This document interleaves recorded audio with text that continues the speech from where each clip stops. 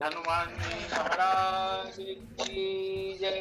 श्री गौरी शंकर भगवान की जय।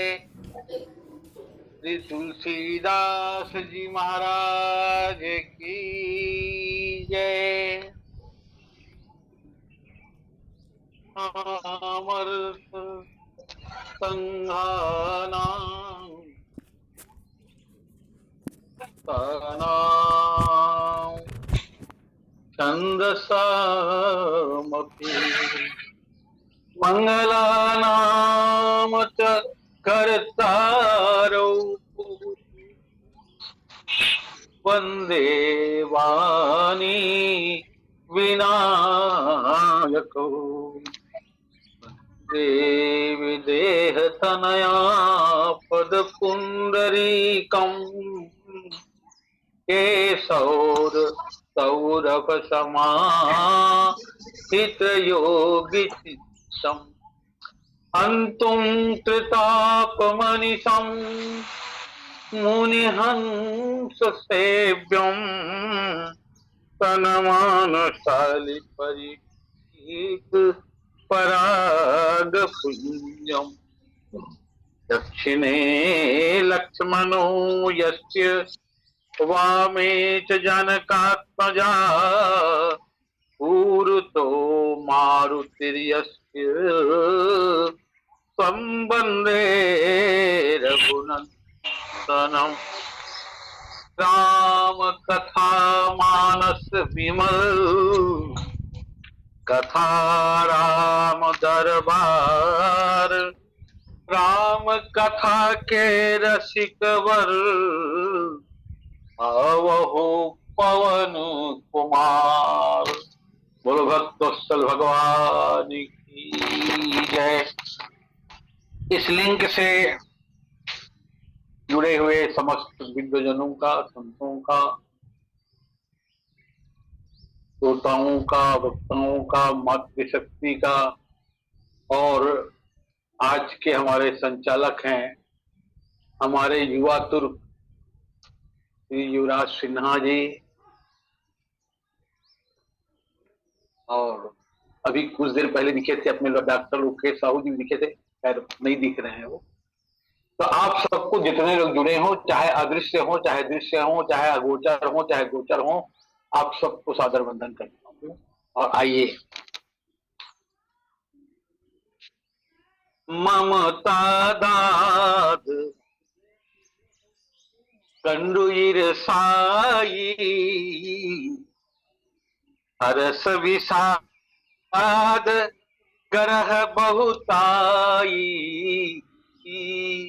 हरस विषाद गरह बहुताई। इसकी चर्चा हम लोग कर रहे हैं मानस रूप। हर्ष और विषाद भी रोग है, ऐसा गरुड़ जी को श्री कागभूषुंडी जी कहते। क्योंकि हर्ष और विषाद मन में रहता है और मन में जितने विकार हैं वो रोग ही हैं, मन के विकार ही रोग है। तो हर्ष विषाद भी रोग है, ऐसा कागभूषुंडी जी कहते। अब इसका देखो, पुराणों में गाथा आती है, आतापी और बातापी। ये हर्ष और विषाद की बड़ी सुंदर व्याख्या है। इनका चरित्र आतापी और बतापी, किस प्रकार मनुष्य के जीवन में ये आतापी आता है, बतापी आता है, हर्ष आता है, विषाद आता है। ये रामचरितमानस में अतापी बतापी का नाम तो नहीं है, लेकिन अन्य पुराणों में है। पर इससे जुड़ा हुआ महापुरुष जो हर्ष विषाद रूपी रोग से निपटता है, ये है महर्षि अगस्त। इसकी चर्चा अपने रामचरितमानस में। मानस में यद्यपि अनेक महापुरुषों की कमी नहीं है, पर उन सब में महर्षि अगस्त का स्थान सर्वोपरि। महर्षि अगस्त अलग ही प्रकार के ऋषि, और उनके चरित्र को देखें तो प्रायः मानव मन में उठने वाली जितनी समस्याएं हैं, मानव के मन में उठने वाली जितनी समस्याएं हैं, बहुतों का समाधान अगस्त जी के चरित्र में आता है। रामचरितमानस में अगस्त जी का परिचय हमें कैसे मिलता है? जो भगवान शंकर स्वयं राम कथा के रचनाकार हैं, वे राम कथा सुनने जब महर्षि अगस्त के पास जाते हैं, तब प्रथम का नाम आता है। गोस्वामी जी कहते हैं, एक बार वृथा जुग माही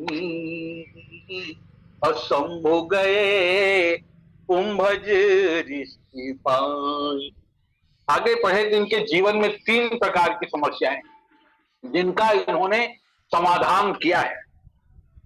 इनके चरित्र में समस्याओं का समाधान। पहली समस्या तो इनको समुद्र के रूप में आई है। समुद्र ने गहराई, समुद्र ने समस्या उत्पन्न कर ली, इतनी गहराई। अब गहराई भी कभी कभी समस्या बन जाती है। गंभीरता अलग बात है, गहराई अलग बात। गहराई भी जीवन में समस्या बन जाती है, तो इस समस्या का भी समाधान अगस्त जी ने ही दिया। दूसरी ओर ऊंचाई भी एक समस्या है। जीवन में गहरा भी होना चाहिए, ऊंचा भी होना चाहिए, दोनों अच्छी स्थिति है।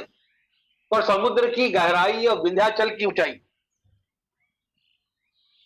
समस्या बनकर आई, तो इसका भी, इस समस्या का समाधान भी महर्षि अगस्त ने किया। एक समस्या और आई है दंडकारण्य की। महर्षि वाल्मीकि जब महर्षि अगस्त जब दंडकारण्य की ओर गए और वहां निवास करने लगे, तो एक अनोखी समस्या ये आई कि दंडकारण्य में राक्षस निवास, राक्षसों का डेरा था। इस समस्या का भी समाधान अगस्त जी ने दिया है। अच्छा, वास्तव में इसका तात्पर्य क्या है? आदमी के जीवन में 3 प्रकार की समस्याएं आएंगी, ज्ञान योग, भक्ति योग और कर्म योग। अगर योगों से जोड़ना चाहे, ज्ञान की समस्या आएगी, अभिमानी हो गया ज्ञानी।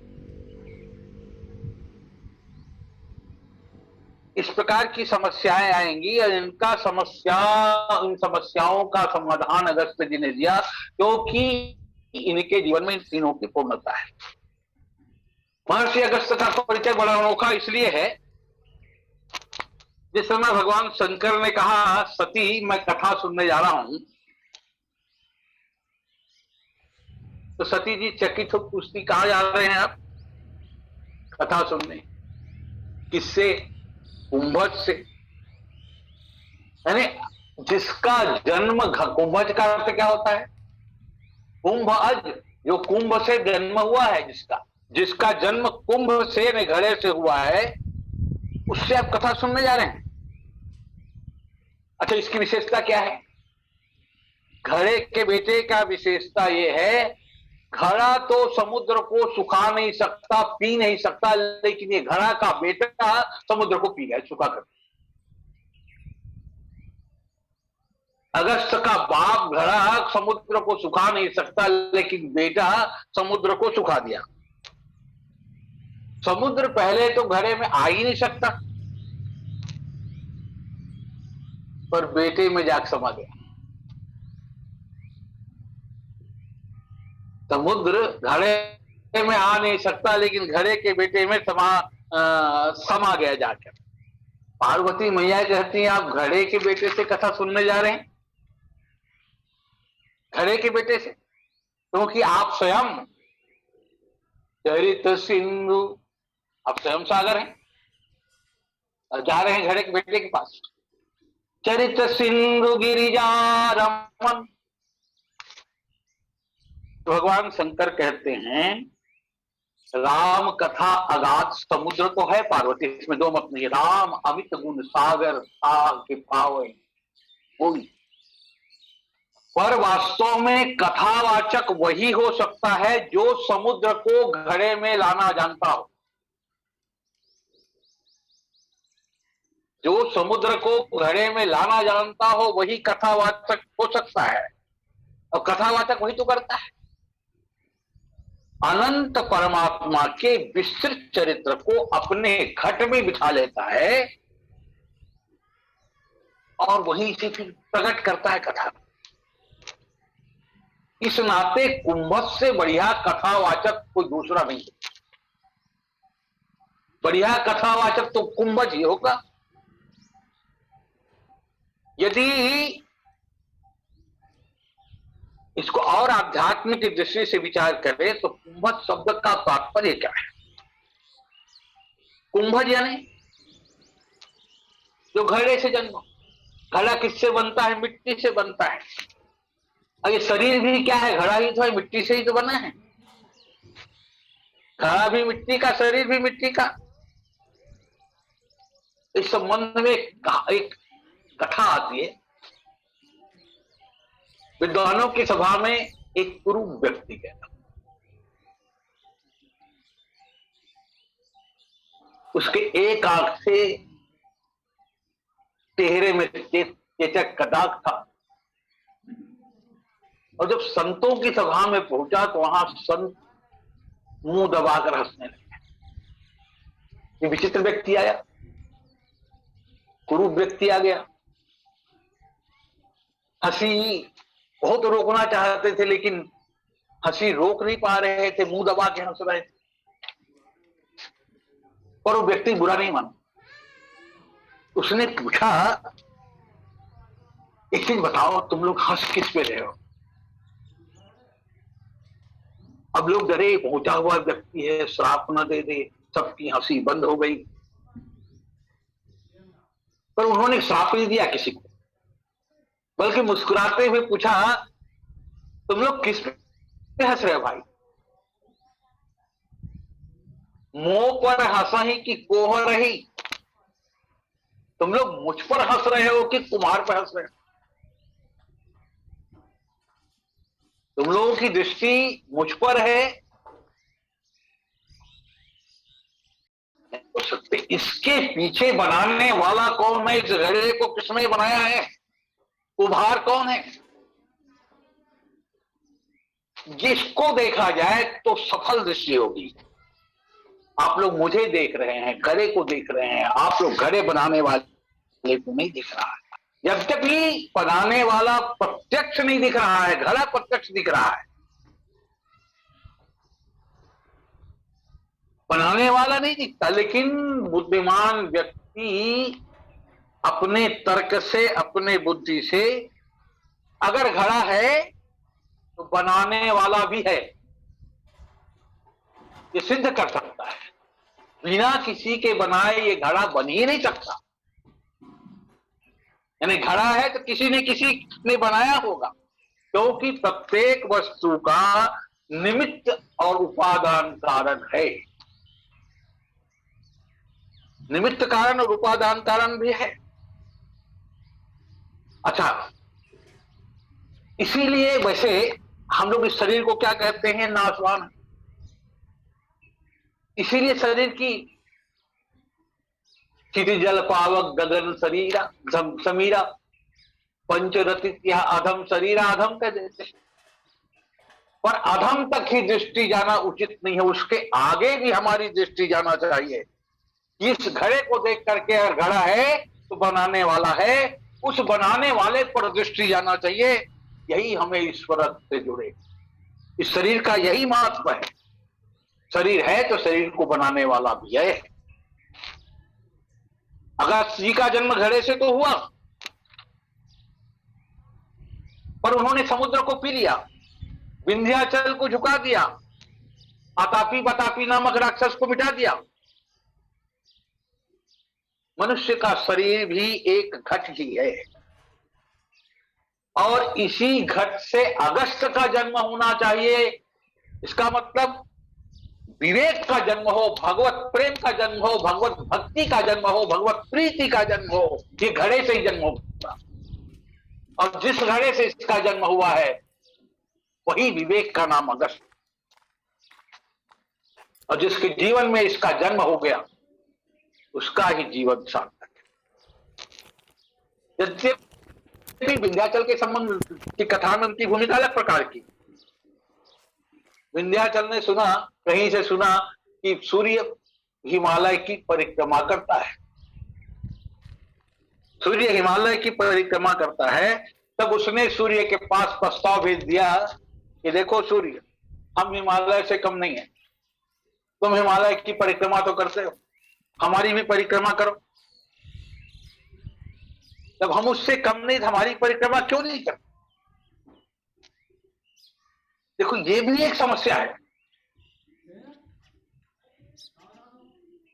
ये हृदय में पैदा होने वाली ये भी एक समस्या है। सूर्य क्या कर रहा है? सूर्य तो आकाश मोदी से सबको प्रकाश दे रहा है, हिमालय को भी प्रकाश दे रहा है, विंध्याचल को भी प्रकाश दे रहा है। तो विंध्याचल की समस्या क्या है? देखो, ज्ञान पाना अलग बात है और ज्ञानी कहलाना अलग बात। हम सबके जीवन में एक विसंगति तो है, हम ज्ञानी कहलाना चाहते हैं पर ज्ञान पाना नहीं चाहते। सबसे बड़ी परेशानी सबके जीवन में ही है।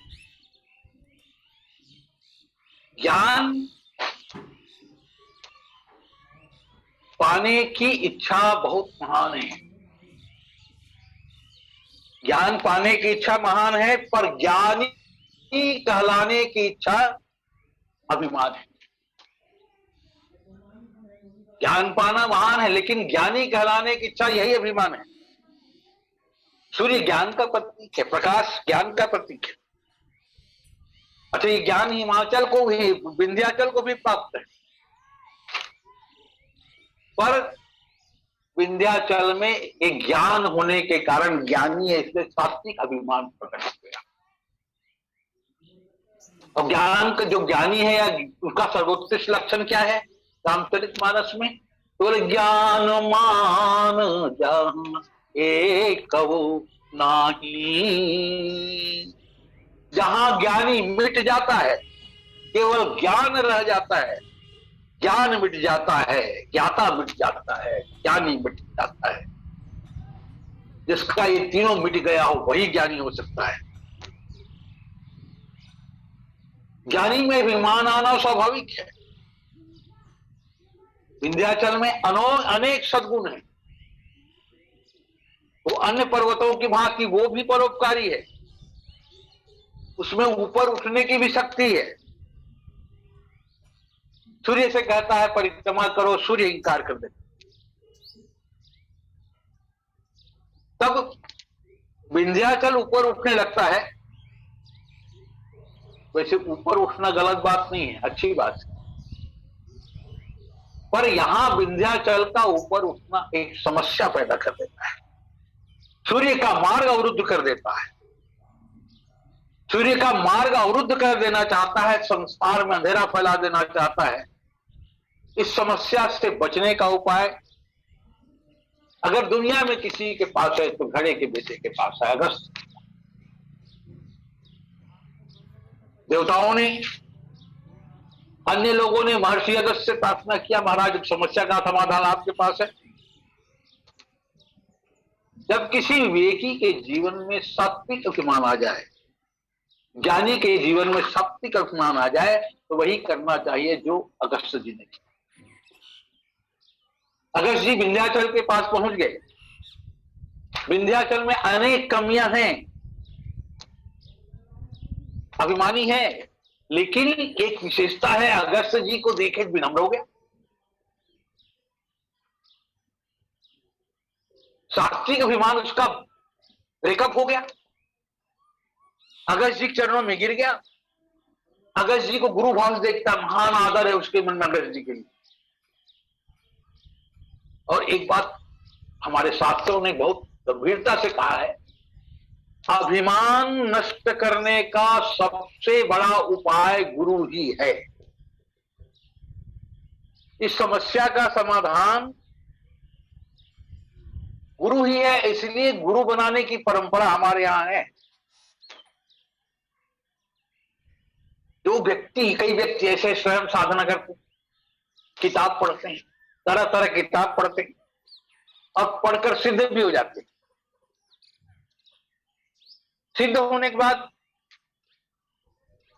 वो मूलतः अभिमानी हो जाते हैं, क्योंकि वो समझते जो भी मैंने प्राप्त किया है वो अपने पुरुषार्थ की वजह से प्राप्त किया है, अपनी योग्यता की वजह से प्राप्त किया है, अपनी साधना की वजह से प्राप्त किया है, इसलिए उनमें अभिमान आ जाता है। अभिमान किसी भी ज्ञानी का पतन। पर और जो गुरु के उद्देश्य साधना करता है वो कभी नहीं कहेगा मेरे पुरुषार्थ का फल है, मेरी योग्यता का फल है, मेरे साधना का फल है। वो तो यही कहेगा गुरु कृपा का फल है। अभिमान से बच गया। करता हम तो नहीं कहा उसने ना, गुरु कृपा। इसका मतलब गुरु ही अभिमान से बचाता है। इसीलिए रामचरित मानस में नवदा भक्ति में भगवान सबरी माता से कहते हैं, गुरु पद पंकज सेवा तीसर भगति अमान। भगवान सबरी की कुटिया में आए, तब सबरी को गर्व होना चाहिए, मेरी साधना के वजह से, मेरी तपस्या के वजह से, मेरी प्रतीक्षा के वजह से, मेरे जप के वजह से, मेरे तप के कारण भगवान मेरी कुटिया में आए। पर सबरी, भगवान आए तो ऐसा विचार सबरी के मन में नहीं आया। तब परम विनम्र हो गई और कारण का पता लगा लिया कि मुझ जैसे दीनहीन की कुटिया में राम कैसे आ सकते, मेरी योग्यता क्या है, मेरी साधना क्या है, न मेरी कोई साधना है। तब गुरु कृपा के वजह से राम मेरी कुटिया में आए हैं, मेरे गुरु की कृपा है इसलिए आए हैं। और आप गोस्वामी जी लिखते भी हैं, सबरी देखी राम गृह आए, अब मुनि के बचन समुझी जिय भाई। और सचमुच मतंग ऋषि ने सबरी को आशीर्वाद ही दिया था। क्या करना पड़ेगा तुमको? कुछ नहीं करना पड़ेगा, तुमको ये कुटिया में रहना है, प्रतीक्षा करनी है, तुम यहीं रहो। भगवान स्वयं खोजते हुए आएंगे। विलिनी परम तपस्विनी सवरी जिनका नाम, गुरु मतंग कही के मरे तुमको मिलेंगे राम।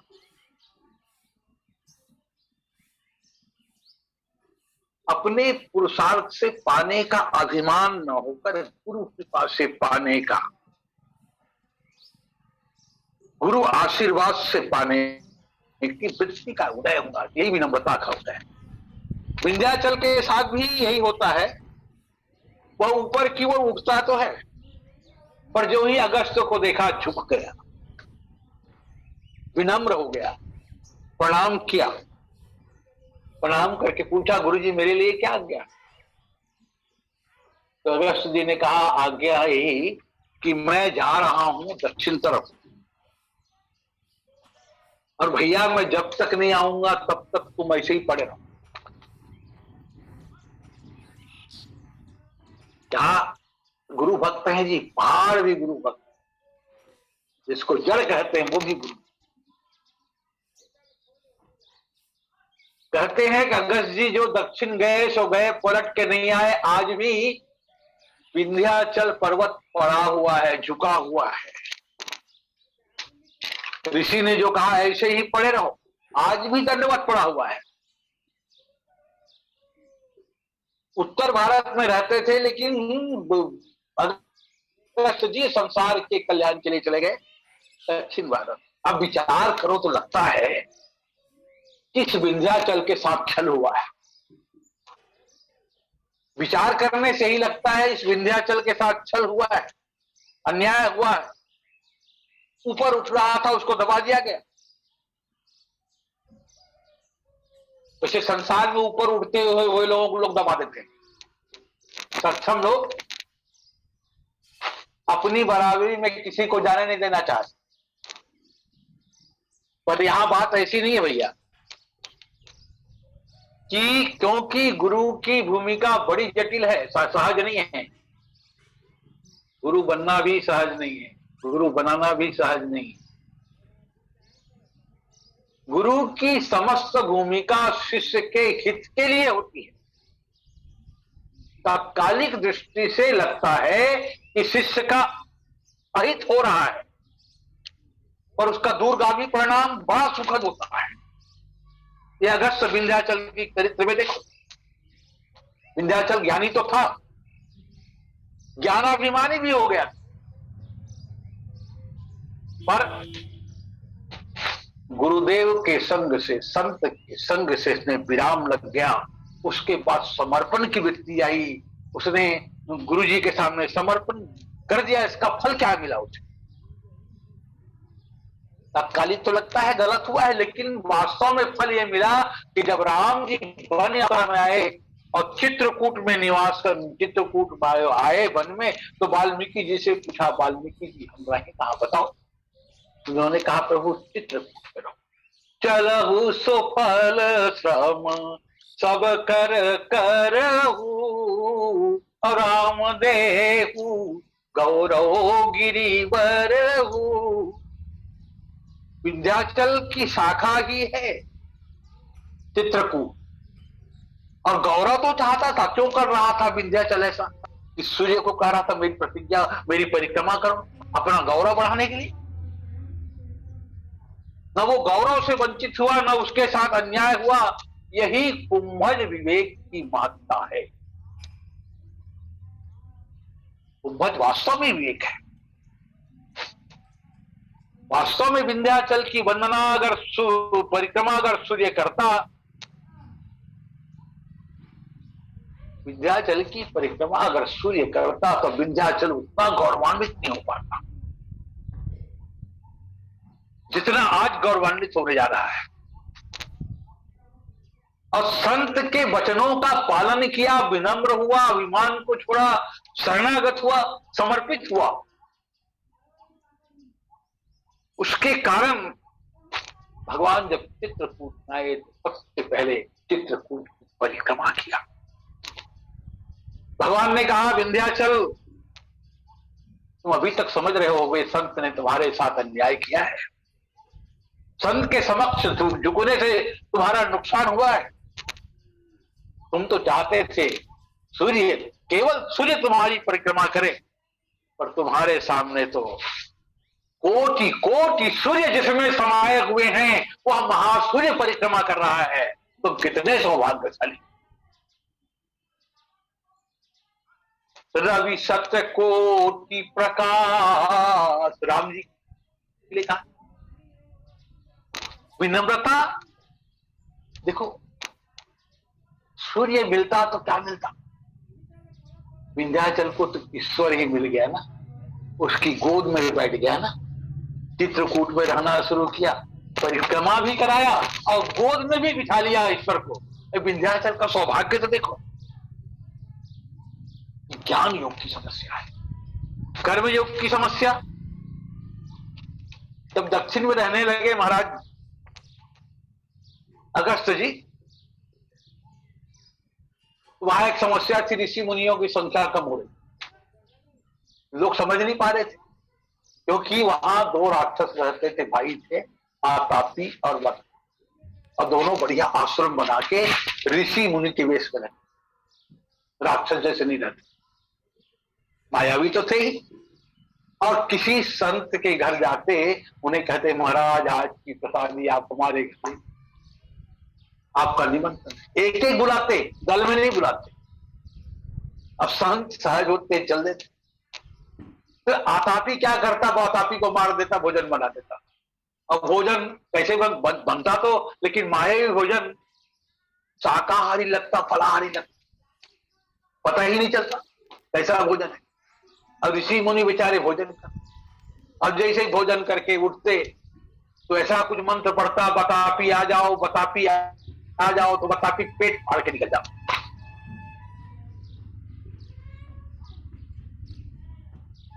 बतापी पेट फाड़ के निकल जाता। कितने, उसके बाद वो ऋषि को, वो ऋषि मुनि को मार के दोनों भाई खा जाते। कितने को खा गए। एक दिन ये अगस्त जी के पास गए, महर्षि अगस्त के पास, महाराज आज का भोजन हमारे घर प्रसादी पाना, पूरी तैयारी हम कर रहे हैं। अगस्त जी ने कहा कि आज तुम्हारे घर। फिर बतापी को मारा, भोजन बनाया, शाकाहारी भोजन दिखा। अगस्त जी बैठ गए और भगवान को अर्पण किए, खाए, पानी पी के डकार भी ले लिया। अब बतापी मंत्र पढ़ा, बतापी आओ, बतापी आओ, तो बतापी कहां से आए। लगा एक बार मंत्र पढ़ने से नहीं आया, 2 बार मंत्र पढ़ो, 5 बार मंत्र पढ़ा, फिर नहीं आया। मंत्र में कहीं गलती हो रही क्या। अगस्त जी ने कहा, किसे बुला रहे हो। अपने भाई को बुला रहे हो, बतापी को। बोले हाँ। उसका अंतिम क्रियाक्रम करो। पच गया, हमने उसको पचा दिया। तो कैसे तो बतापी पचा दिए। अरे जिसके पेट में जाकर के समुद्र पच गया तो बतापी चीज क्या है। समुद्र ही पच गया जिसके पेट में जाकर। अब अगस्त जी को मारने दौड़ा, अगस्त जी ने भस्म कर दिया। अब आध्यात्मिक भाव देखिए इसको। दंड कारण भी क्या है। दंडक वन प्रभु किन्ह सुहावन, जन मन अमित नाम किए पावन। मन ही दंडक वन है, और हर्ष और विषाद ये 2 राक्षस आतापी और बतापी रहते, मन में निवास करते। हर्ष निमंत्रण देता है, तभी स्वीकार। हर्ष ने निमंत्रण दिया, पर लोग ये नहीं जानते कि हर्ष का सगा भाई विषाद भी है। हर्ष के निमंत्रण में जाओगे, विषाद मिलेगा ही मिलेगा, क्योंकि विषाद अंदर बैठा है, हर्ष बाहर दिख रहा है।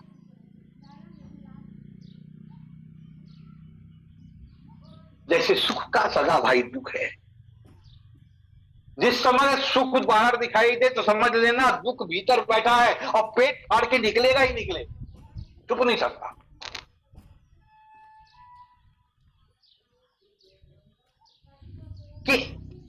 क्योंकि अगस्त जी की विशेषता क्या है। कुंभज लोभ उदधि अपार के, हर्ष विषाद के मूल कारण में लोभ ही।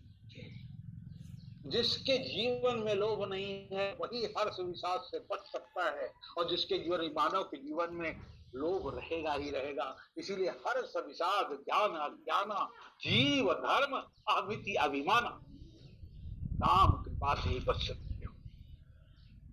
तब क्या मतलब हुआ। विषाद पचाने की वस्तु है और हर्ष भस्म करने की वस्तु है, और हर्ष विषाद दोनों को ज्ञानाग्नि ही भस्मसात कर सकता है, विवेक ही भस्मसात कर सकता है, कुंभज ही भस्मसात कर सकता है, घरे का बेटा ही भस्मसात कर सकता है।